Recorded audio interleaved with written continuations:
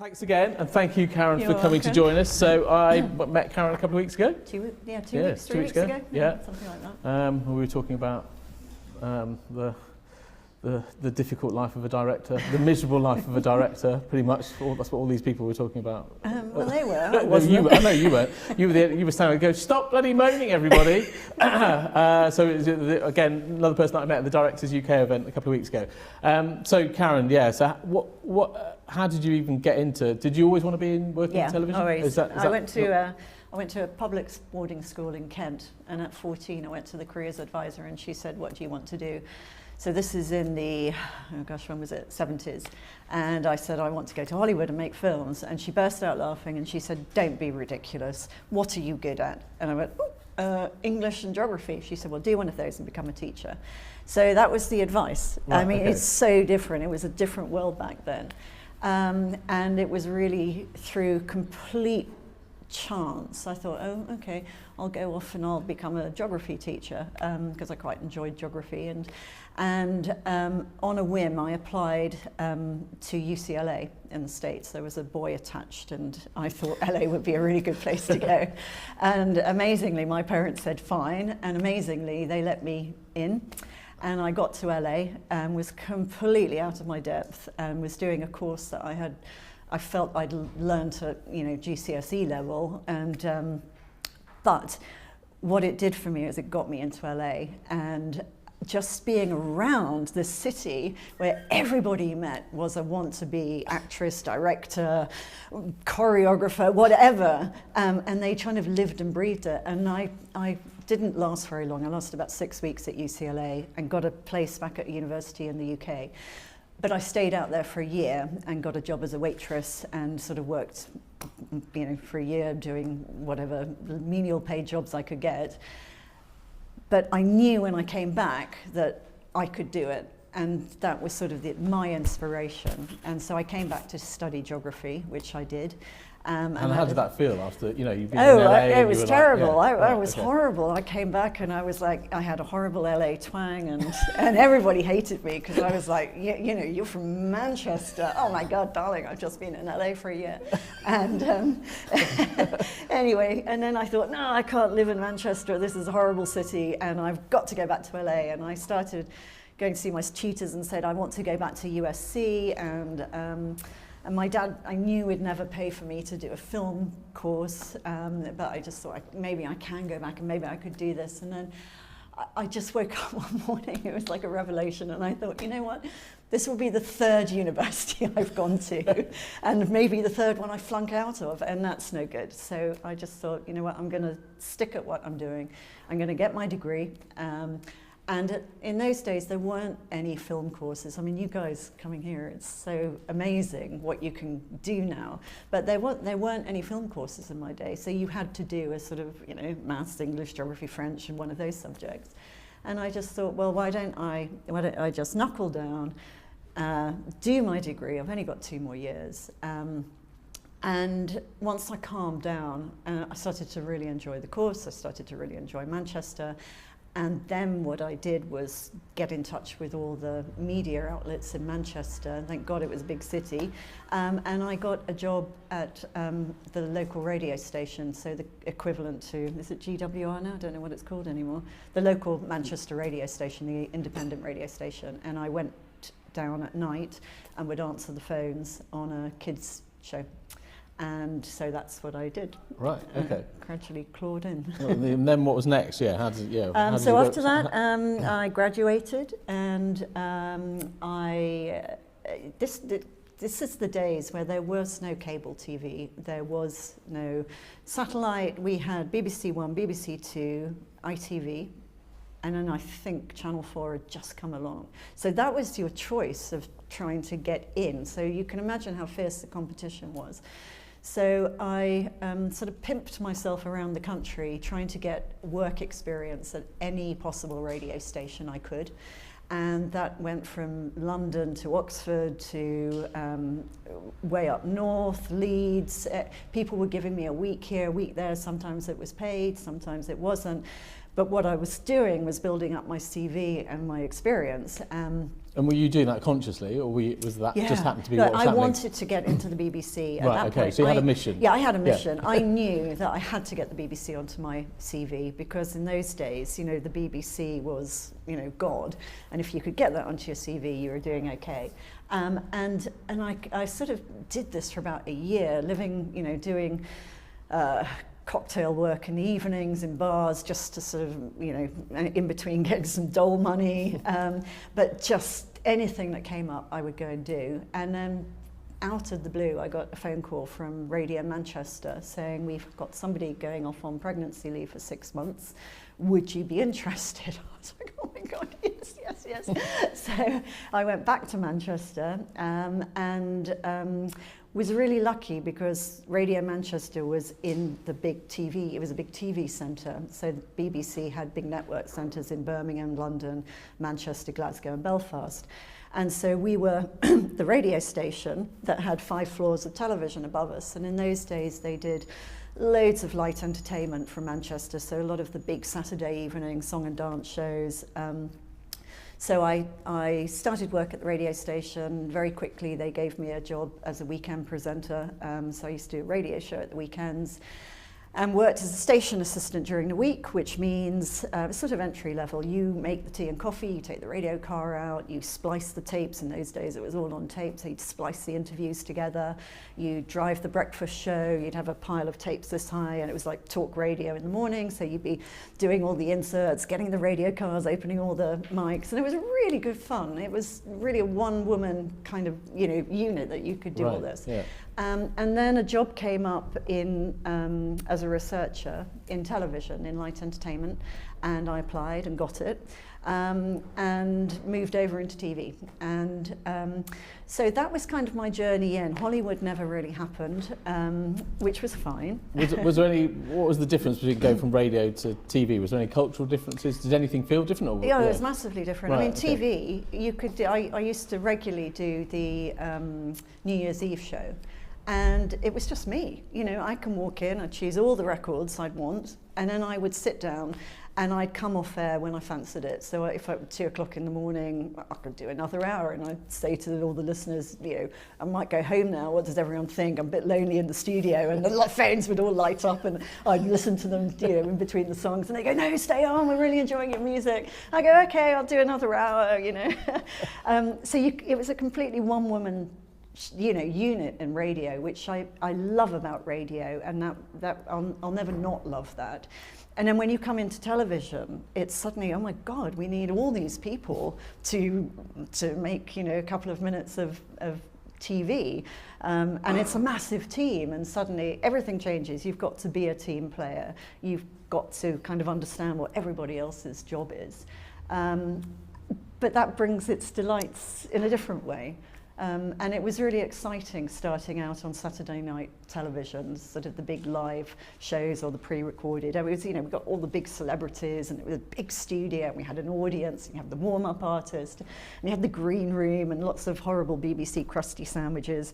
But it was fun, you know, it was really good fun. So, yeah. And I guess one of the things, you know, just coming forward to today, is that in many respects TV is starting to get smaller again. Yeah. You know, they're sending out less, so it's getting closer to radio in many ways. And so maybe let's just come up to present day a little bit, and then we'll go back and look at some of the other things you did. But how do you find it different today compared to?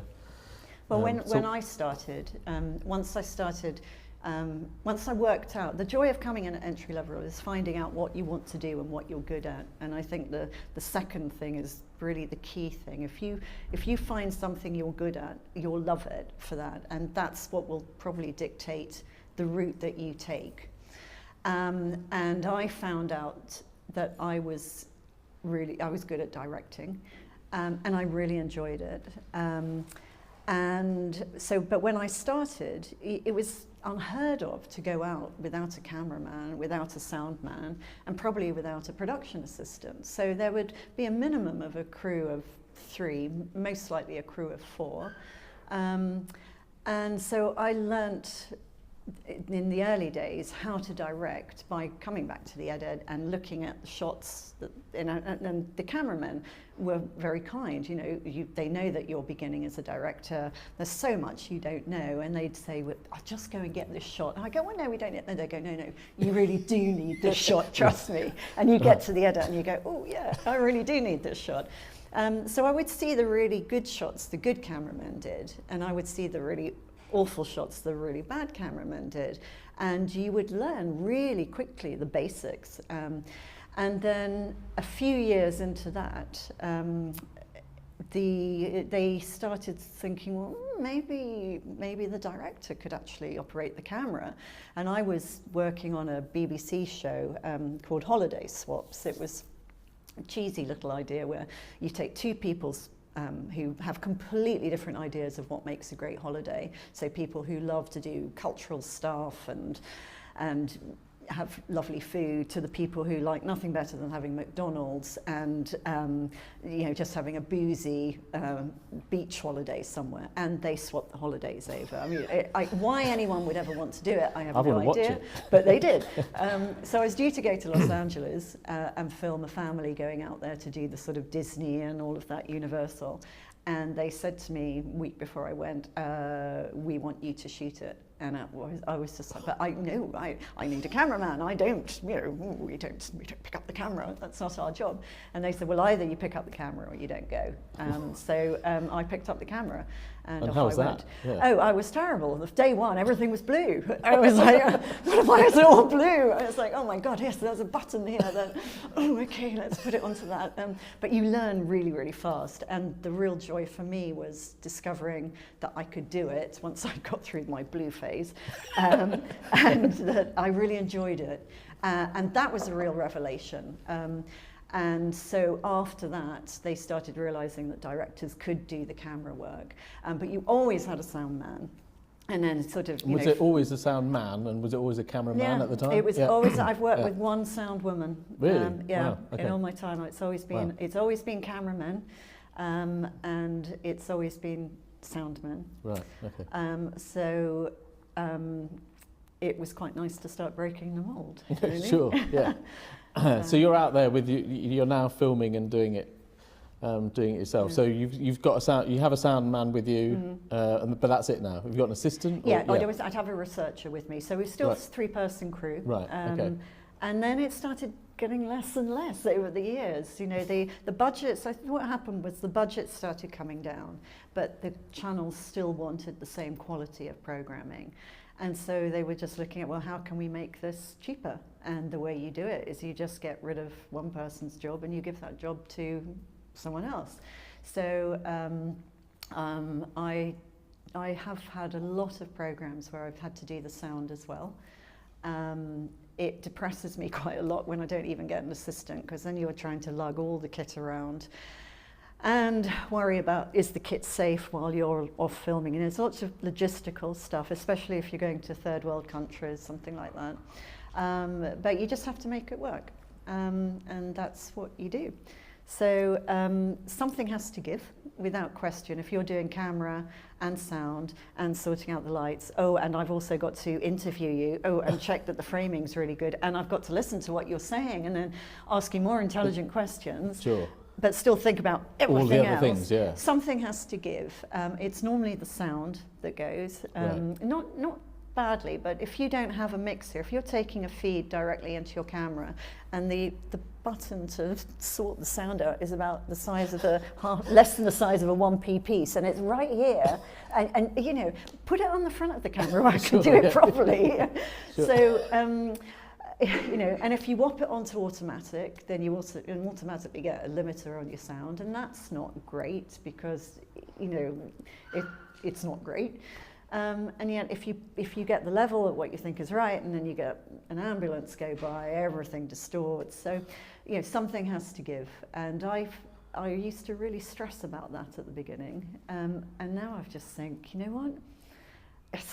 I can't do it all. I can do what I can do Sure. to the best that I can possibly do it. But if you don't give me a sound man, or you don't give me some help, this is kind of what you're going to get back. And is there anything about it with being a smaller crew that is actually more enjoyable and there's more freedom? Loads. Yeah. If you get the right job. So I've done a natural world where they decided, oh, let's have a look at trying to get somebody to self-shoot that and do a more sort of observational thing. But the brief you get on that is, but we still want it to look like natural world. We still want all the sort of high glossy pictures. And you're thinking, well, you know, if you want that, then go and get a fully fledged cameraman who does this every day for a living and just can do all of this. So that slightly annoys me because it's a cost-cutting thing, but they still expect the same production values. And you'll give them a really high production value because the camera is getting so much better. But for me, the absolute time that being a self-shooter and a lone self-shooter comes into its own is when you are making a really intimate film with somebody, where if you came in with a whole crew of people and a great big boom, they are just going to close down and then not going to open up. So I think for me, quite a few years ago, we had foot and mouth crisis in this country. It was probably when you were all really tiny. It was about 15 years ago now, something like that. But basically, foot and mouth disease was sweeping through the country, and we pitched a really simple idea to Channel 4. We said, why don't we go onto a farm, we'll just have a quick week there, we'll get some filming, and we'll cut some 2.5-minute films that go out after Channel 4 News, just to sort of give you a different viewpoint of what's going on the farm. Because up until that point, all the interviews with the farmers were at the farm gate. Nobody was allowed on the farm because they didn't want to bring foot and mouth onto it, and it was a really virulent disease. So Channel 4 said, great, we'd love to do it. Literally, my boss wandered in on Monday and said, you self-shoot, don't you? And I went, yeah. And he said, well, why don't you find a farming family in Devon and then go off next week, and we've got to deliver the films in sort of 2 weeks' time. So I said, okay. So I found a farming family. And went down to see them and thought, okay, they'll work. We wanted 3 generations of people, so you could get all the aspects from the grandfather who had set up the farm to the father who was now running the farm to the kids who were going to inherit the farm. Everybody would have a different take on what was going on. And I was due to go down on the Monday morning, and on Saturday morning I got a call from the family saying, you can't come because we've had foot and mouth outbreak in the village and the whole village has been quarantined, you can't come in. Oh, poo. So I said, oh, well, do you know any other families? And they said, we've got one family we know with 3 generations, we'll give them a call. Anyway, long story short, I ended up going down to see them. The wife didn't want me there, she made that really clear on the phone. She said, but if my husband wants you to come, you can come. And Phil said to me on the phone, I'm so sick of what we're seeing on the news that is, you know, whinging farmers, we get these big payouts. We want to tell the story, and we want you to come into our family, and we want you to tell the story properly. So I drove down on Monday thinking, this is horrible. I've never met these people. I don't know what they're like. And I've got to deliver 5 films by Friday. Oh, great. So anyway, I got down there, and the company were lovely. They sent me down with a boot full of crates of wine, crates of beer, comics for the kids, lots of lovely food that they were never going to get because they weren't leaving the farm. They were getting bread, milk, the basics. And I walked into the kitchen in the farmhouse, and Mandy, the wife, was like, oh my God, what's all this stuff? And I'm like, it's all for you. And literally within 24 hours, she and I are sitting in the kitchen, sort of 7 o'clock at night with a bottle of wine open, feet up, you know, Argo going. And she said, I feel like I've known you forever. And I said, I feel like I've known you forever. And then it began, and what was going to be a week of tiny short films turned into 5 weeks of living with them, because it was gold dust we were getting, and Channel 4 came straight back and said, right, we want 2 half-hour documentaries. So I lived with them for 5 weeks. I could not have done that if I had had a crew with me. Sure. And I could not have got the intimacy of the way they opened up. I mean, they were ready to blow. Mandy couldn't talk to Phil because she didn't want to upset him. Phil wouldn't talk to Mandy because he didn't want to upset her. The kids didn't know who to talk to, but everybody could talk to me because I was the neutral person. I'd taken quite a small camera, so it wasn't a great in-your-face thing. And after a while, they completely forgot the camera was there, and they were just talking to me. And I remember once during the filming, it's just Mandy and I, the kids have gone to school for the day, Phil's out on the farm, she's doing the ironing, and I'm filming her. And she started telling me this really intimate stuff, and I turned the camera off. And she said, "Oh, what are you doing?" And I said, "When this goes out, when this is over, I go home to my normal life, and I'll go on to the next job. When this goes out, 2 million people will see this, and you're not just telling me all this really intimate stuff, you're telling too many people. And I think you will really regret what you're going to say." If Channel 4, I think, would have gone nuts if they'd known I had turned this down. Sure, yeah. Because it was about her sex life, and it was gold dust as far as Channel 4 were concerned. But what I really care about the people I film, and I feel I have a responsibility towards them and looking after them. And most people do not understand. They think, "Oh, great, I'll be on camera," but they don't understand the legacy of it. They have to live with this, not just for months, but often for years. It will keep coming back to haunt them. So you have a real responsibility to help people understand what they're about to say or do. And I just knew that she would be distraught at knowing that 2 million people had heard what she was going to say. So we didn't film that, but what I got in return was unbelievable trust. That moment completely bought every ounce of trust that she had, and she gave me gold dust after that. So that was the trade for me, and they were really happy with the film. So in those circumstances, when you need to really get close and intimate with your subjects, just go in and do it on your own. You do not need a crowd of people, because it won't work. You won't get the same kind of access.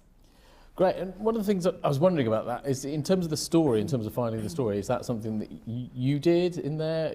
But did you do the edit? Did you work with someone? No. Yeah, How we made it work was I once I'd kind of got to know them and know their routine, I could kind of see the way the storyline was going, and it was really them on a day-to-day basis trying to, the kids still had to go to school, but Mandy wasn't getting out. She was going nuts. She had a little mobile hairdressing business, so she wasn't going anywhere. And you start picking up the storylines of what's important. And then what we would do is we'd start filming at 6 in the morning. We had the same setup routine with Phil and I, where he would go and look for the dribbly cow, because that's the sign this animal has foot and mouth. It's not a scene they're going to use more than once. So once we'd worked out the moves and where the camera was, we just literally, I put the tripod on the same tripod marks as the day before. Phil waited around the corner. I'd cue him. He'd come up. He'd look over the barn door. He'd look at the cow, say, "No, it's all good this morning," and go off. And we just had this little routine of set shots, and we did it every single morning. And then the rest of the day, we would start filming, and they had 3 farms. They were up on Dartmoor. They had their main farm, and then they had another farm about 10 miles up the road. So if they were going there, I would follow them. And then we'd come back about 4 o'clock in the afternoon. I'd sit down. I would go back over everything that I'd shot. I'd look at everything, and I would type up all the notes for the edit, because at 6 o'clock someone was driving down from Bristol to take all of that off me. Right, so okay. I did, I type like the wind. It's a really important skill to have. You've got to type fast. So I would type everything up. I'd transcribe any of the really good bits. I'd put them in bold. I'd say, "Ignore this bit. This is a really good bit. This is where the story could go." I'd go down at 6 o'clock, meet the researcher. They'd stand on one side of the disinfected straw. I'd stand this side. I'd hand a plastic bag over with the rushes in and my notes, and they would drive back to Bristol. Somebody edited through the night, and at 7 o'clock the next morning, that tape was on a courier up to London, and it was transmitted that night. And on that film would be the family looking at Channel 4 News from the night before. So everybody knew this was really current. Wow, It was as okay. current as we could possibly make it. Yeah. And it was a brilliant way to do it. And then I would do a lot of calls back to the edit in terms of storyline, where they'd say, we need a little bit more of this, we need to develop this a bit more, we're missing a couple of shots, could you get us a wide shot of this with, you know, your character walking, but you want the cows in the foreground. And so we would work together quite like that, but very much it was sort of me driving the storyline as to what we chose to film and where we would take it. Right, and have there been situations where you are actually doing the edit as well? And well, I sit. Do you mean actually cutting it myself? Not necessarily, no. Just that process. In the olden days, it was never heard of that you would shoot something and then not see it through to edit. Sure. You just, you know, it was unheard of. Now, again, it's a budgetary thing where you're still filming while they're beginning editing. So you get an edit producer, and that tends, you wouldn't ever get that on a authored film. So if it was just me filming one film, I would absolutely go on and cut that film. There'd be no question of anyone else touching that material. But quite often you get programs where you've maybe got 3 directors out on location, and all of that footage is coming back at a very rapid speed into the edit, and you'll have one editor and one edit producer in the edit cutting that material. So I've just finished doing a series out in Thailand, and it's about the Thai tourist police. It was an ob-doc. I truly didn't really care that much about what it was about. I just saw the ad saying needed director to go to Thailand over Christmas and New Year. I was like, yeah. I'll go, what's the job? What are we doing? So they had a crew in Bangkok, they had a crew in Pattaya, and I was running the team in Phuket. And all of that footage has now gone off to London to a separate edit, and I'll see it when it goes out. And that's very much the way TV has moved and gone, really. So you can't get too precious. And equally, I'm on the flip side of that sometimes I'll take an edit producer's job where I'm taking other people's footage and cutting it. So. And do you think that's had any impact on the output, or? Oh, I do. I do think it's had an impact. I think if you shoot your own material and then you go through to the edit, you know where the shots are. You know which were the good scenes. If you're coming to it completely cold, you literally have to sit through hours and hours of footage to see what the good stuff is, what the bad stuff is. So I would love it if you could carry on seeing stuff through. And what I find is that at sort of the entry level, so for you guys coming up and on, when you go out to shoot, you never get a chance to sit in the edit because you don't have any edit experience. They go, well, we don't want you. We want somebody experienced. And so when I sit in the edit, and I did a show just before Christmas, it's a daytime show, it was a consumer show. Daytime inherently, directors, it's young directors who are cutting their teeth because experienced directors don't want to do daytime, they want to do prime time. And it was just a quick filler job. I had 4 weeks before I was going to Thailand, and it was perfect, great, I'll come over to Cardiff, I'll cut this for you. And the footage that was coming in was dreadful. It was just soul destroying to look at it. There wasn't a single cutaway, there wasn't a reverse. You know, someone would say, oh my God, look at that pink dog over there. What's the next shot you want? It's the dog. No, they haven't got the dog, you know. And it was, we sat looking, I fortunately had a very experienced editor, and we sat looking at this footage, and because there were no cutaways, the only way we could cut it was to jump cut everything, and we made it a style. That's the only thing we could do. And then I said to the exec, look, I would really like to phone up the director and just give him some feedback. Are you cool with that? And so that's what I did. I had half an hour on the phone with this lad, and he just said, well, I've never really done, you know, observational before. And I said, it's fine, but, you know, here are the golden rules. And my biggest thing I can say to you is get into the edit. So if you film stuff, once you leave film school, I know you're all seeing your footage now, but once you leave, wherever you go, if you choose to go up into the television route, even if you're not going to edit it, just try and get into the edit on your day off. When you finished work in the office at 5 o'clock, the edit probably is still going through till 7 or 8. Just say, can I just come in and sit quietly? And it's like osmosis. You'll learn so much. And you'll see the shots that didn't work, and you'll see the really good shots that did work. And that's biggest, thing you can do if you really, really want to learn. Definitely, yeah, no, absolutely. Anybody got any? Yeah, Sarah.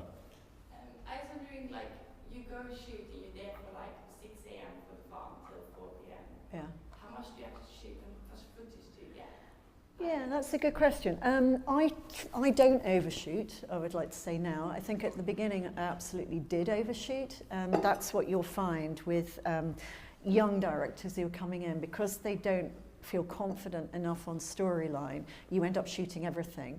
And worse, when scenes aren't working, you keep hammering away thinking, if I just keep filming, it will work. And it was like, no, they've lost interest. You've lost them. Turn the camera off, go and get a cup of tea, have a half-hour break, and then come back to it. So I would say we were probably shooting something like 5-1 on the farm stuff.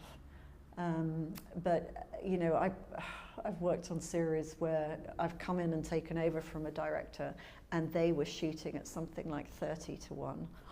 And then when I got into the edit, we had a 6-week edit, and we had 4 weeks to cut before Channel 4 came down to have a look. And I couldn't understand. It was a really difficult series. It was called Beauty Queens or Bust, and it was a classic horrible Channel 4 idea where they go, look, let's go to 3 really horrible parts of the country where girls are really going to be struggling, and then they're using the Miss World pageant coming up through the beauty queen thing as a way of getting out of their miserable lifestyle.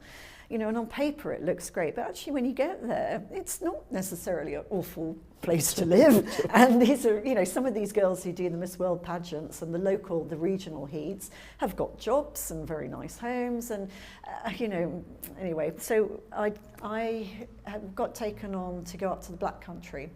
And the reason we were going to the Black Country was because it had the highest rate of female unemployment. We did Blackpool, which had the highest rate of teenage STDs, and we did the North East, which had the highest rate of lowest paid jobs for women. So that's why they chose those 3 areas. So I turned up in the Black Country. They'd already cast the girls we were filming, and they'd already been filming a couple of months. And when I got there, these girls were just not interested. I mean, it was such hard work. A lot of them had been abused in their past, some of them had. It was just really tricky filming, really, really tricky filming, and I lost track of the time. I would drive up from Bristol, get to Birmingham, Wolverhampton, and they wouldn't be in. And you'd sit there all day hoping they were going to come back, and then they'd come back at 4 o'clock and go, oh, I haven't got time now. I'm going off to do something else, and you drive back to Bristol. And I couldn't understand it. I couldn't understand why these girls had signed up to do this TV series and were so unengaged until I got to the edit. And when we sat in the edit, we had 135 hours, I think, of footage to cut a 47-minute film. And when we started looking at it, this is exactly what they'd done. The assistant producer had been filming because the director was lazy and didn't want to pick up the camera.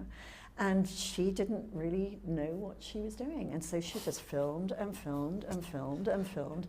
And there's this 18-year-old in front of her who was just getting really, really bored. So by the time I arrived, they just didn't want to know. Wow. So 4 weeks into the edit, we had Channel 4 came up to see the film, and we'd only just finished watching the footage.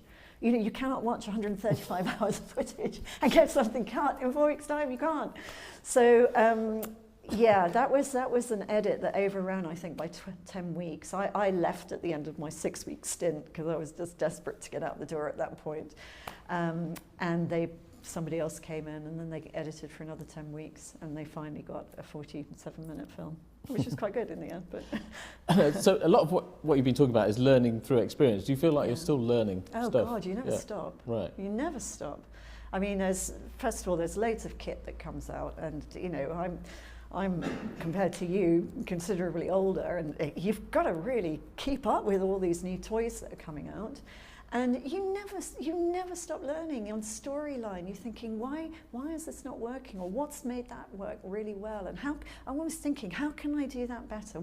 How could I have improved that shot? Was the framing as good as I could possibly have made it? Did I get up early enough to get that gorgeous sunrise? You never stop learning. And the day anyone says to you, I know it all, and walk away, you know. It's not good. Okay, great. Any other questions? Anything? Yes, Joel. What would you say the golden rules are for observational documentaries that you mentioned? Okay, golden rules. I would say spend time. The way I've worked, and I suspect if you talk to any other obdoc director, they'll tell you differently. But what works for me is that you have to make these people the best, your best. You have to be their best friend very quickly. And that means you have to really listen to them, not judge them, and make them, and this is for me the critical bit, make them feel that they are part of the filming process and they have control over the filming process. So I always say to them, look, here's the camera. You know, if I've got kids involved, I'll film something and then I'll flip the screen over so they can see themselves. I'll play it back. You know, I spend time at the beginning having a cup of tea. You can't walk in on Obdoc and go, right, here's the camera. Tell me about them. You know, this terrible thing that's just happened to you, because they're like, who the hell are you? So sit down, have a cup of tea. All of this is investment for what you'll get at the back end. And I always say to them, if I ask you anything that you don't want to ask, just tell me. It's fine, and I won't film it. So straight away they feel they've got some control. And what you tend to find is by saying that, they very rarely come back and say, oh, I don't want you to film this. I also say to them, look, here's how it works. It's collaborative. You know, it's your film as much as mine. I want you to be really happy with what we're filming. If we film something and then you go away that night and think, oh, actually, I'm not so comfortable about that. Come to me the next morning, tell me, and I promise you that it won't go into the film. That gets a harder promise to keep when you're not going into the edit, but you can still stamp your foot and, you know, shout loud enough that this really can't go in. But then I say to them, but equally, what's not fair on me is for you to come back in 2 months' time, once we've cut the film, and go, oh, you know what, I've changed my mind about that, because that's not fair on me. And so they start feeling an ownership of the film. So I would say on Obdoc, golden rule, do not rush in. You've got to get to know these people. You'll get far more out of a cup of tea or coffee and an hour's chat, finding out about their lives, asking them to show you, you know, make sure that you know the location. So if it's a house or if you're in a factory or whatever it is, say, you know, can I have a look around? Where's the most important part for you? What are the big issues for you? And go in slowly. Your gold dust will come once they start to trust you. So if you come away on the first day and you think, well, you know, get your basics, get your establishing shots, get all the bread and butter stuff that you know you're going to need, and that gives them a gentle into filming, because people are not used to having a camera stuck in their face. So just, you know, I'll go and do some outside shots first of all, you know, if the kids want to come with, you know, we have a bit of fun, and if they see the families enjoying it, then they'll enjoy it more as an adult. And that really is it. You know, listen to them. Don't judge them. If they tell you something, rather than saying, oh, well, you know, why would you think that? It's different. Well, why do you think that? You know, you want them to tell you the story, and then you'll get some good stuff. And I think that's an interesting thing, isn't it? You know, a lot of people, when you think of filmmaking, you think about camera and you think about sound, but actually it's people skills is probably the main thing. It's beyond you know? massive, yeah. Which is interesting, because you know, we don't think of it like that, but actually, yeah. And that comes through, you know, through the experience, I guess. Yeah, you have to work really hard at your people skills, and I think that goes for anything, whether you're doing drama, whether you're doing factual, whether it's Obdoc. You've got to, one, be able to work as a team. And I think, you know, I wasn't really a team player when I started. I learned the hard way. It's so important that you are a team player. And also, you know, that the people you are filming like you. Because if they don't, they're not going to want to, you know, they're not going to want to do what you need them to do to get the film that you need. So I would say really listen to people. You know, if people are saying, oh, you know, we're really tired and we're really hungry. You know, my earlier days, it's like, well, crap the whip, well, we just go on till midnight, you know, because I've got to get this film. And it's like, no, have a meal break, have a coffee, just say, you know, we'll just have a bit of downtime. And if you don't get, an editor told me a wonderful story. He said, we always pick the directors up when they are at their lowest ebb, because you come up with this fantastic idea for what you want to go and film, and it looks gold dust, and then you go out and film it, and it doesn't quite happen because things go wrong. That's what happens on location. Things go wrong. It's pouring with rain, and you've done a scene the day before that was brilliant sunshine, and the two have to cut together. You're constantly having to reinvent the wheel as you're filming, and by the time you get to the edit, you're kind of on your knees and thinking, but it's not the amazing film I thought it was going to be. And that's the point. They pick you up, and then they start cutting it, and then you think, actually, this can turn into something great. There's a thing that we used to have on the cutting room wall, and it said something like, it said the filming process, or the program making process. It goes, this is fantastic. And then the next one down, number 2, it says something like, ooh, this is a bit tricky. And then it goes, this is awkward. And then it goes, this is shit. And it goes, I am shit. And then it goes, this could be okay. This is awesome. And that's how it works. I think one of the things as young filmmakers is that you feel that you're only going to experience this now, and then it's going to be fine. I'm going to get to a point where it's never, I never feel like that, but it's not true, is it? You'll never go through that whole phase with a project. You'll get to a point in your life where you'll know everything you're doing, and this project will just be straightforward. Yeah, and which project? Yeah, exactly. Yeah. But it's really lovely to hear it, from someone that's had lots of experience doing it. Because I think a lot of you will feel like when you're doing a project, at the moment that this is shit and I am shit, you're hoping that one day you're not going to feel that. You probably are. I don't think that ever changes. No, I think if you're in a creative industry, you're always questioning yourself. Yeah, absolutely. You're always kind of looking around and thinking, oh God, are they better than me? And oh, that was a really nice film, and why didn't I get that job? And there is this horrible little gremlin of insecurity that is bubbling away, and you just have to squash him down with your foot, and you go, you know what, I'm good. I know I'm good at what I do, and at my age, I know what I'm really good at, and I know what I'm not so good at. And that's just will come with maturity, but that's about you guys going out and trying everything. And the things that you might think you're really going to be good at, you might not be so good at, but it doesn't matter, because you'll be really good at something else. And that's your journey. That's the really exciting thing about being at the stage you are, that you're going to go and discover all of this, and you might surprise yourself and end up doing something completely different to what you think you're going to do now, or you might have absolutely got it cracked at this point and you're really good at what you think you want to do, and you will carry on, and that will be your career. But don't beat yourself up over it. Go and try it all. That was one thing I was going to ask you, because at some point, well, if you think back to when you started out, to what extent did you expect to be doing what you're doing and be enjoying the kinds of things you're enjoying? You were thinking Hollywood and...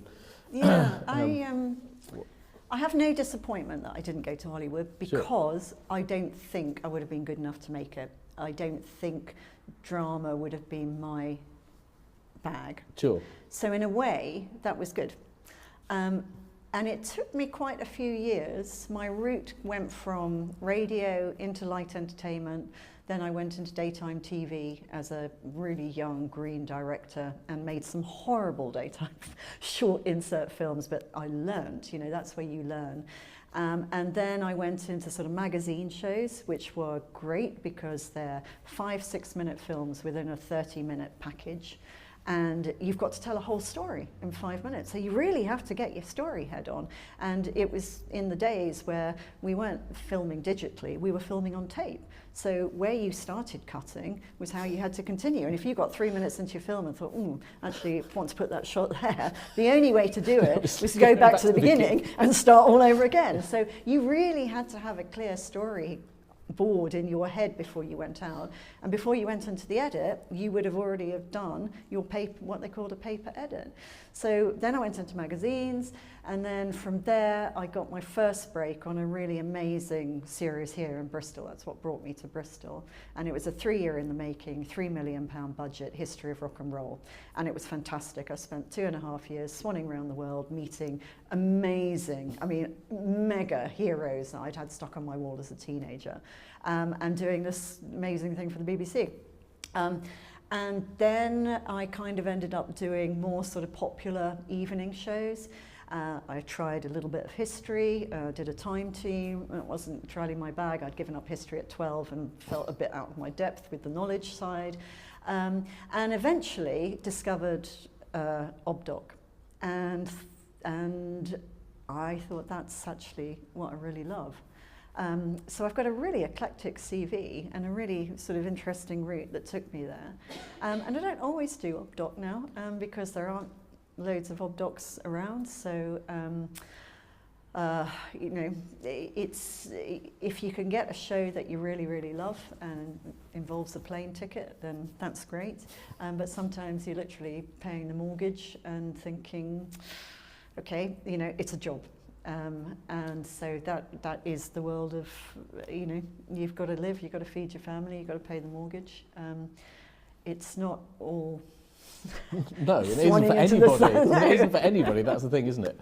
And it's, again, very easy to think, oh, one day it'll all just be da-da-da-da-da. And it isn't for anybody. There's nobody I've spoken to at any, you know, doing any type of thing in the industry that doesn't feel part of it is a job, part of it's things they hate, part of it things they love. And unless you turn into someone like, you know, Steven Spielberg, where, you know, you can kind of name the film, but those people, you know, it's a really thin layer on the top, and the rest of us down below are all pedaling like mad, doing what we do because we love it. I can't think of any other job I would have done. I wouldn't change anything. I'm not rich, but I've had an amazing career and I've seen the world and met amazing people. And you know, what's not to love about that? Sure, yeah. One thing I was going to ask you is when you do work with young people, what are the qualities that you mentioned team player? What qualities you're actually looking for in someone? What, enthusiasm. Right, okay. We had one friend of mine who was a production manager. She had a runner turn up on location, and they said, "Oh, could you go make tea and coffee for everyone?" And she said, "Oh, I don't do tea and coffee." So anyway, you know what's coming. She was out the door, gone before the end of the day, gone. You know, it's like she said, I want to direct. I'm going to be a director. It's like, no, you're a freaking runner. You go and make the tea and coffee. You do anything else we ask you. So I look for the level of enthusiasm. I look for the ones who think of things before I do. And there are a few of those out there where I go, oh, we're really going to need to, oh, sorry, I've already done it. Oh, amazing, thank you. And these are not big things. It's like, you know, just, you know, going and sorting out the lunch, or just somebody who is willing to try and do everything, who doesn't mind that it might be midnight and we're still filming because we haven't got everything and we're all on our knees, and they're still cheerful and still very much a part of the team. I mean, those are the qualities that I look for. And then, you know, I always feel with you know, entry level kind of bods who are coming in, I'm always keen to know what you want to do and where you might want to go. And don't be afraid to talk to, you know, people who are more established, to say, you know, can I come and shadow you if I want to be an editor? Can I come and sit in some edits? You know, I think people who have been doing it a while are really happy to try and help you. Don't be afraid to ask. Don't turn around and tell me you know it all, because I know you don't. And there are a few of those. You know, I guess sometimes there's a fear, because it's a conversation I quite often have with students, is that there's a fear of not knowing stuff, and that they'll be seen to be stupid. And I always say, it'll never be. It's always the other way around. It's just like people want to be. I want to know that I've got something useful to say. So therefore, if you say, "Oh, I don't know how to do this," but I still say that. And I say that sometimes to more juniors, because I do mostly ObDoc, I get a very limited amount of cameras I end up working on. So when the toys come out, I don't know how they work. So, you know, I'm the first one to say to a 20-year-old, how does this work? Show me, I want to learn. And they really, you know, if I said to you, you know, how does it work? You'd be happy to tell me. So it's completely the same way. So. What are these cameras that you tend to use? I mainly work on the FS7. Which I really quite like. It's still not very ergonomic. I've got massive RSI in my wrist, because the whole weight of the camera is out here. It was much nicer in the old days to have it on your shoulder with your hand here, you know. Sometimes work on the C300. And those are really the two main broadcast cameras now. You don't really get the, trying to think what the, what's the little ones out in front called? The, They the hardly use Sony those. ones. Yeah, the little Sony yeah. cameras. I find those harder because that's not, if you're like that all day, it really buggers your back.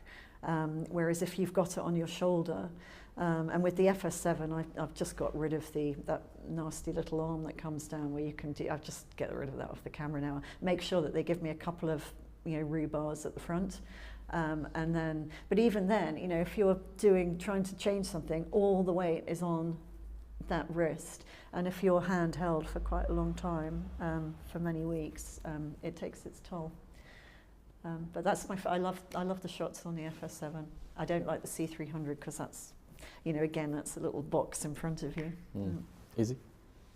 When you go to shoot an op-doc, how do you find the balance between going in with like a narrative in your head, story you want to tell, and then adapting when you're shooting?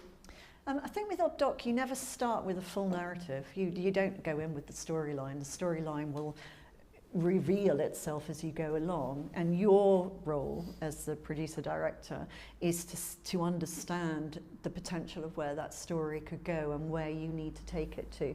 So it's not purely observational, because you do guide the story through in what you choose to film or not. So you will, if you first of all, there has to be a reason for you going and doing an ob-doc. So you've already know the reason that you're going there. So, have you done any ob-doc work? No, but I'm really interested. Okay, so give me a scenario of something that you would like to do an ob-doc on. I'm interested in women in sport.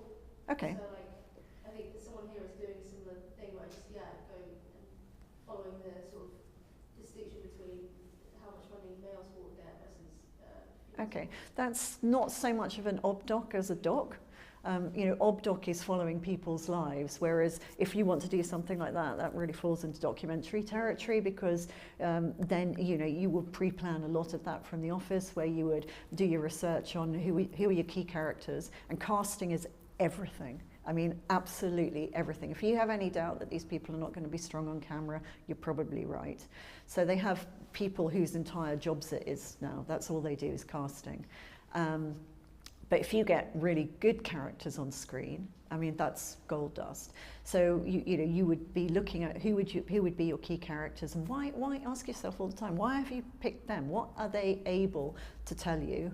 And then you would start looking at, where do they train? You would want to go and meet them and find out what potentially could we film with you? Where does your life take you? And they might go, well, once a month I go up to wherever and I do this. And you go, well, that's very interesting. Yeah, we should follow that. So on something like that, you would have a pretty good story before you go out as to what you want to do. And you would also know the structure.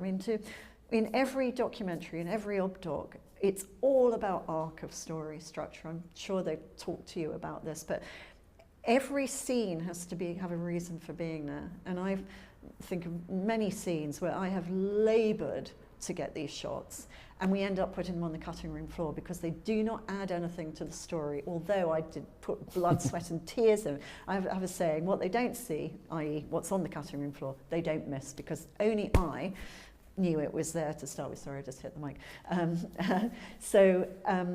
You've got to think, well, where does this scene lead me? What would come off the back of this that I could go to next? Everything has to push you on with the story and create this arc. Going back to what you said you want to do, I would say you would have got a lot of that sorted before you go, but then when you're on location, that's when your ob-doc filming comes in, where you need eyes all over the place. So something interesting's going on over there, or kicked off, or something that you weren't aware of, and then you have to have the confidence as a storyteller to pick that up and run with it and go, look, that's interesting, could we just go and talk about this for a bit? Does that help? Yeah. Great. Any other questions? I think I've got a question for these guys, actually. So we talked about the possibility of you coming in to do a workshop, and I said, you want to come and do a workshop? And you said, I don't know about doing a workshop.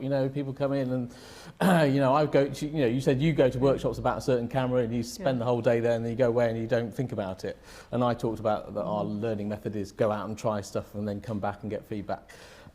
So one of the things that I was wondering was how you would feel, because this is an idea that Karen and I came up with, is that Karen comes into to some kind of feedback session, whether it's a screening or a debrief of that sort, and you show, you know, particularly probably around obdocs or documentary type stuff or other projects you're working on, and just get feedback about it from somebody who's doing it day in, day out, and whether that would be something that would you know, like having a guest debriefer, essentially, is that something that would be attractive to some of you in the projects you're working on?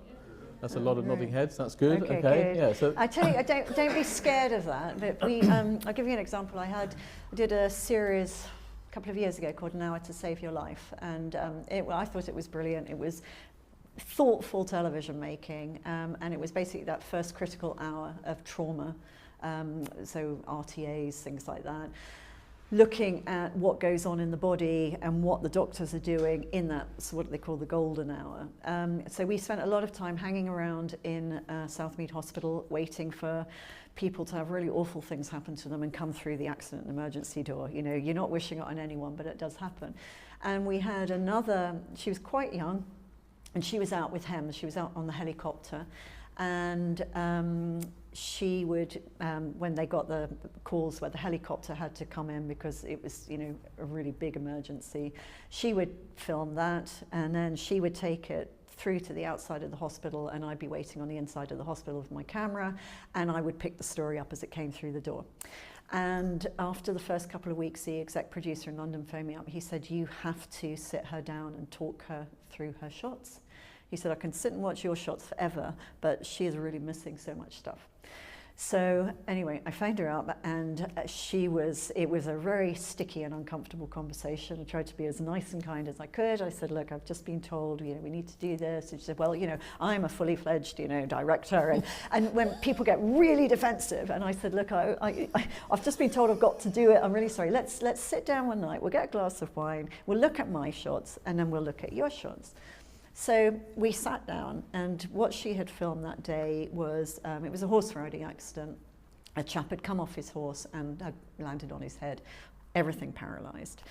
And as we're looking through this, you know, it's tricky. This is really tricky filming because you come out of nowhere with a camera. There's a very emotional scene going on, and you're having to navigate all of that and film it and try and get permissions, and you know, it's really hard filming. So I completely get that.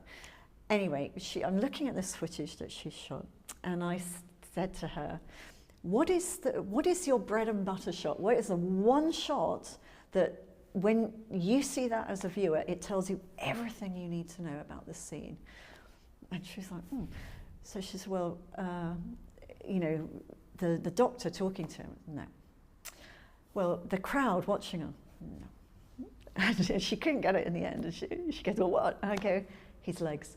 Give me one shot of his legs and hold that shot. And here's the doctor saying, can you wiggle your toes? Can you do this? You know the man is paralysed. You just know it.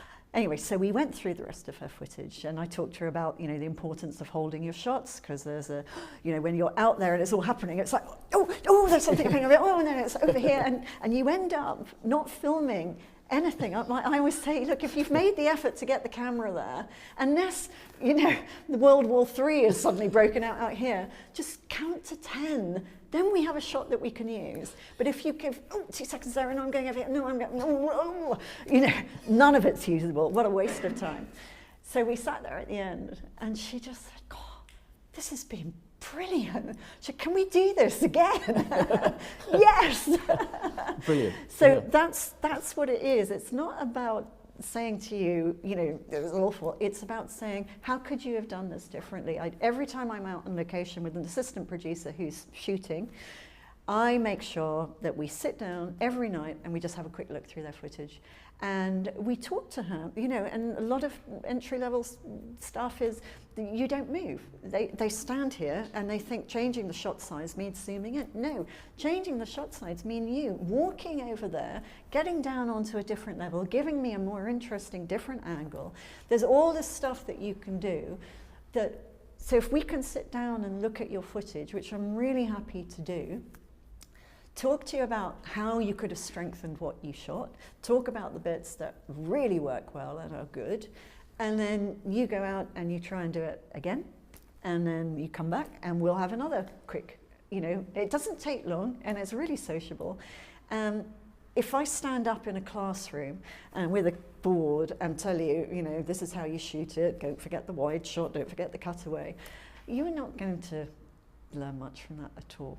And it's too much of my time. I can't put all that time together, but I'm really happy to work with you. And there's a lot of stuff that we could almost do remotely. You know, if you had a project and you could upload stuff, I could have a quick look at it, we could have a phone call, I could drop you an email. That is the way you will learn more than anything else. I haven't paid Karen to say this, by the way. No, he hasn't. I haven't brought Karen in because she's saying it either. Okay, well that's fantastic. Any other questions before we wrap up? Okay, so I've got one question for you. Just as a general thing, what would you say to young people going into the industry today? What have you got anything? I would say you have to be tenacious. You have to want this more than anything because there are 20 people behind you who want it just as much as you do. Don't be afraid to knock on doors. I still have to do it at this point in my career. I pimp yourself around. You have to go and see people. Don't say, well, I wrote to them and they never wrote back. No, they don't. Most of the time, they don't write back. Maybe 30% of the time they can be bothered. Go and knock on the door. You have to be pushy. And not in a nasty way, but you have to keep knocking on doors. Don't let rejection demoralize you, because I still get rejected. You know, I'm just not the right person for that job, but I'm absolutely the right person for that job over there. So, you know, just keep at it. If you really love what you do, and I presume you all do, or you wouldn't be at the film school, then just believe in yourselves, because all of you have an amazing skill in some part of the production process, and only you know where that skill is, and maybe you haven't found it yet. So just keep at it. Just believe in yourself. And the other thing I would really say is hoard your contacts like mad, because this industry is based on who you know. So make sure when you leave a project, you've got everybody's name, you've got their email. I'd make little notes of, you know, what they did, who they look, you know, what they look like, because I can't remember half the time now. But and don't be afraid to call those people up and say, I need a bit of help. Can you help me? Do you know anyone? I still do that. Phone up mates. I go, oh, you know, have you heard of anything that's going around at the moment? Anyone looking for, you know, directors? And that's how it works. So keep a really good contacts list. Okay, great. Thanks so much. You're welcome. That was brilliant. Brilliant. That's so helpful. Welcome.